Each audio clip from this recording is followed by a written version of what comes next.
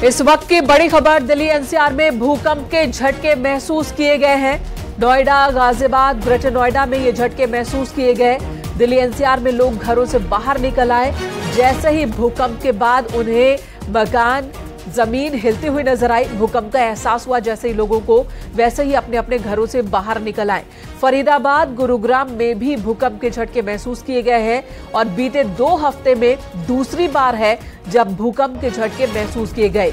बताया जा रहा है कि कई सेकंड तक महसूस हुए हैं भूकंप के झटके। जमीन के 10 किलोमीटर नीचे भूकंप का केंद्र था। आपको बता दें, रिक्टर स्केल पर इसका जो 3.1 के हिसाब से भूकंप आया है। तीव्रता भूकंप की 3.1। अमित राणा हमारे सहयोगी इस वक्त हमारे साथ मौजूद है। अमित, बीते 2 हफ्ते में दूसरी बार भूकंप का झटका महसूस किया गया। अफगानिस्तान में 5 घंटे पहले भूकंप आया और अब देखिए दिल्ली एनसीआर में यहां महसूस किया गया। आपके आसपास के हालात क्या? बिल्कुल, आपको बताना चाहूंगा 2 महीने से यही हालत यहाँ पर है। जैसे ही ये भूकंप आया, नई दिल्ली, नोएडा, गुरुग्राम, पलवल, बुलंदशहर के साथ साथ गाजियाबाद भी इस में रहा।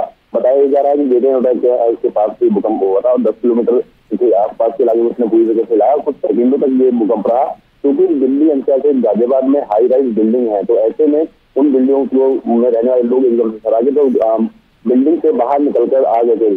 हालांकि क्योंकि आज संडे है तो ऐसे में ऑफिस वगैरह बंद है, लेकिन जो घरों में रहने वाले लोग थे वो भूकंप के तीव्रता के अनुसार जैसे उन्हें भूकंप के झटके लगे, उसके बाद वो घरों से बाहर निकल कर आ गए और थोड़ी देर तक इसी बात को समझने की कोशिश करते रहे कि आखिरकार ये हुआ क्या।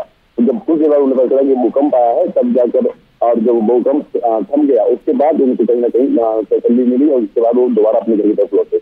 जी, धन्यवाद अमित इस वक्त पूरी जानकारी देने के लिए। लोग अपने घरों में वापस लौट आए हैं। भूकंप के झटके जैसे महसूस हुए थे, लोग घरों से बाहर निकल आए थे। जाहिर सी बात है, हाई राइजेस बिल्डिंग होने की वजह से लोगों में डर कहीं ज्यादा होता है भूकंप को लेकर, तो उस वक्त सभी बाहर आ गए थे। लेकिन जैसे ही शांत हुआ है मामला, अब सभी अपने अपने घरों को लौट गए हैं।